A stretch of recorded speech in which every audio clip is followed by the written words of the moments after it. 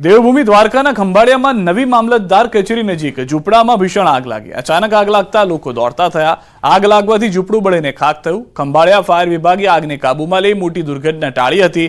આગ કેમ લાગી હતી અને આગ કેમ કરતા લાગી તે જાણી શકાયું ન હોવાથી સદનસીબે એ પણ જાણકારી મળી રહી છે કે કોઈનો જીવ પણ નથી ગયો, પરંતુ આગ કયા કારણોસર લાગી તે જાણી શકાયું નથી। ગીર સોમનાથથી સમાચાર। ખેડૂતો સાથે ઠગાઈનો કેસ। સ્થાનિકોએ મામલતદાર પોલીસને આપ્યું આવેદનપત્ર। બેંક કર્મચારીઓ સામે કાર્યવાહીની માંગ। સહકારી મંડળીમાં ખેડૂતો સાથે છેતરપિંડી। પોલીસે મંડળી પ્રમુખ અને મંત્રીની કરી છે ધરપકડ।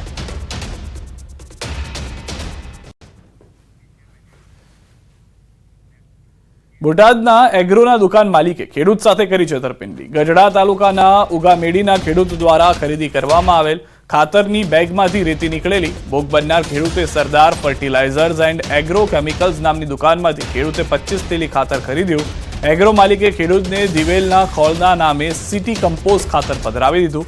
ભોગ બનનાર ખેડૂતે 23 થેલીનો ઉપયોગ કરી નાખ્યો, પરંતુ 2 થેલી ખાતરને પાણીમાં નાખતા સમગ્ર હકીકત બહાર આવી ગઈ હતી। ખેડૂતે ખેતીવાડી અધિકારીને જાણ કરતા સમગ્ર કૌભાંડનો પર્દાફાશ થયો। એગ્રો શોપ પર 128 બેગોની તપાસ કરતા દિવેલના ખોળની જગ્યાએ સિટી કમ્પોઝ ખાતર હોવાનું અધિકારીએ જણાવ્યું। ખેતીવાડી અધિકારી દ્વારા ખાતરના નમૂના લઈ આગળની કાર્યવાહી હાથ ધરી। આપણે વાવન ગાળો નીકળ્યો એટલે મજૂરને એવું કીધું એમાંથી 2 ખોબા તોડીને લેતો ઓગળી જાય તો આપણે ટીપા પદ્ધતિમાં સડાઈ દેવી। એ 2 ખોબા ડોલમાં નાખીને લાવ્યો હોય એટલે હું ખાટલે બેઠો બેઠો ઓગાળતો હતો। પાણે ડોળું થઈ ગયું। પછી છેલ્લે આમ હાથ નાખ્યો તો કાંકરા લાગી એટલે મેં કીધું આ ખાતર હજી આપણે ઓગળતું નથી, એટલે પછી મેં એમાં હાથ નાખીને નીચેથી કાઢ્યું તો કાંકરા દેખાણા મને। અને જ્યારે અહીંયા અધિકારી આવીને શોખ કર્યો કે ભાઈ આ એડીનો ખોળ નથી, તો આવું ખોટું કહી અને ગ્રાહકોને છેતરવાનું કામ કરે છે ભાઈ આ સરદાર એગ્રોવાળા। તેમની પાસે 128 બેગ મટીરિયલ પડેલ છે, પરંતુ તે દિવેલીનો ખોળ નથી, સિટી કમ્પોસ્ટ ખાતર છે। પણ ખેડૂતોને એ ટૂંકમાં દિવેલીનો ખોળ કરીને એની વેચાણ કરેલ છે અને એના નમૂના પણ અમે લીધા છે અને નમૂના છે એ લેબોરેટરીમાં જશે, એનું રિઝલ્ટ આવે આગળની કાર્યવાહી કરવામાં આવશે। સુરતના વરાછા વિસ્તારમાં લાખોની છેતરપિંડી કરનાર 2 આરોપીઓને પોલીસે દબોચી લીધા છે। 2 આરોપીઓએ ફરિયાદીને વિશ્વાસમાં લઈ USDTમાં નામે 97 લાખની છેતરપિંડી આચરી હતી। સમગ્ર મામલે વરાછા પોલીસે ફરિયાદ નોંધી આરોપીની ધરપકડ કરી તેમની પાસેથી ₹51 લાખ કબજે કર્યા। 97,66,340 રૂપિયા USDTમાં રોકાણ કરી અને ગમે ત્યારે પૈસા પાછા મળી જશે તેમ કહી અને આંગળીયા થ્રુ પેમેન્ટ મેળવી અને USDTના નાણાં જે ઓનલાઈન એપ્લિકેશનમાં જેવા પૈસા મળે એની સાથે 15 મિનિટમાં USDTમાં કન્વર્ટ થઈ તેઓને મળી જશે તેમના એકાઉન્ટમાં તેવું જણાવી વિશ્વાસમાં લઈ અને છેતરપિંડી કરેલી। જે ચીટિંગ થયેલ હોય તે 97,66,000 રૂપિયા પૈકી 51,50,000 રૂપિયા તેમજ ફરિયાદમાં જણાવેલ બંને આરોપીઓ કમલેશ ઉર્ફે માઇકલ ક્યાડા તથા ચેતન રમેશભાઈ રંગાણી બંનેની ધરપકડ કરેલ છે અને ગુનાના કામનો મુદ્દામાલ હસ્તગત કરેલ છે। 97 લાખની છેતરપિંડી કરવામાં આવી હતી। વરાછા પોલીસ એક્ટિવ થઈ હતી અને ત્યારબાદ તેઓને પકડવામાં તેઓ સફળ થયા હતા। આરોપી પાસેથી 51 લાખ રૂપિયા કબજે લેવાયા છે।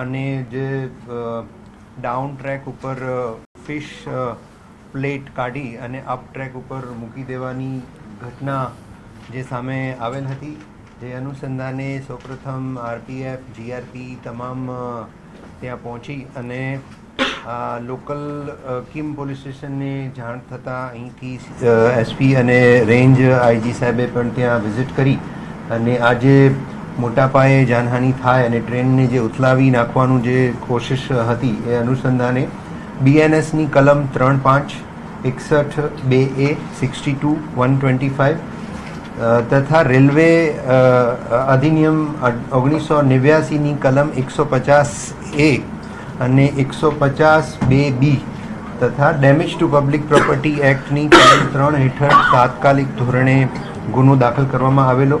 ગુનાની ગંભીરતાને સમજી અને આની તપાસ સ્પેશિયલ ઓપરેશન ગ્રુપના પોલીસ ઇન્સ્પેક્ટર સુરત ગ્રામ્યને સોંપી ડીવાયએસપી કામરેજના સુપરવિઝનમાં એલસીબી એસઓજીની લોકલ પોલીસની 5 મેઇન ટીમ અને 11 બીજી તેમની જે હેલ્પિંગ ટીમ આમ કુલ મળી 16 જેટલી ટીમો કાર્યરત કરવામાં આવેલ હતી.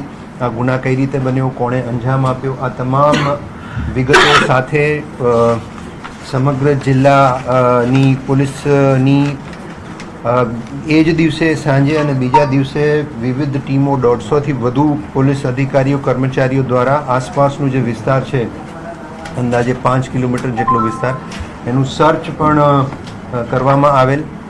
NIA ની ટીમ, ગુજરાત ATSની ટીમ અને અન્ય એજન્સીના એંગલથી એ પણ તપાસમાં જોડાયેલ. જે સમય અને સ્થિતિ ગુનાવાળી જગ્યાની ચેક કરતા જે આમાં ટ્રેક ઉપર કામ કરનાર કર્મચારીઓ છે એમાંથી સૌથી જૂના કર્મચારી સુભાષકુમાર પોદાર 39 વર્ષની ઉંમર છે, ઓલપાડમાં કિમમાં રહે છે અને મૂળ ભાગલપુર બિહારના છે. એમની સાથે મનીષકુમાર સૂર્યદેવ મિસ્ત્રી જે પણ કિમમાં રહે છે અને પટના બિહારથી છે, તથા શુભમ જયસ્વાલ 26 વર્ષીય યુવક ઓલપાડ કિમમાં રહે છે અને મૂળ ચંદોલી ઉત્તર પ્રદેશના રહેવાસી છે. એમના આ ત્રણેય ટ્રેક પર કામ કરનાર કર્મચારીઓનું આ વિસ્તાર એમની એરિયા ઓફ ઓપરેશન ડ્યુટીમાં આવે છે, ટ્રેકને મેન્ટેનન્સ અંગેનું. સમય જોતા અને અનેકવિધ રીતે આ ત્રણ જણ પાસેથી પ્રાથમિક માહિતી મેળવી અને પૂછપરછ એમની કરવામાં આવેલ.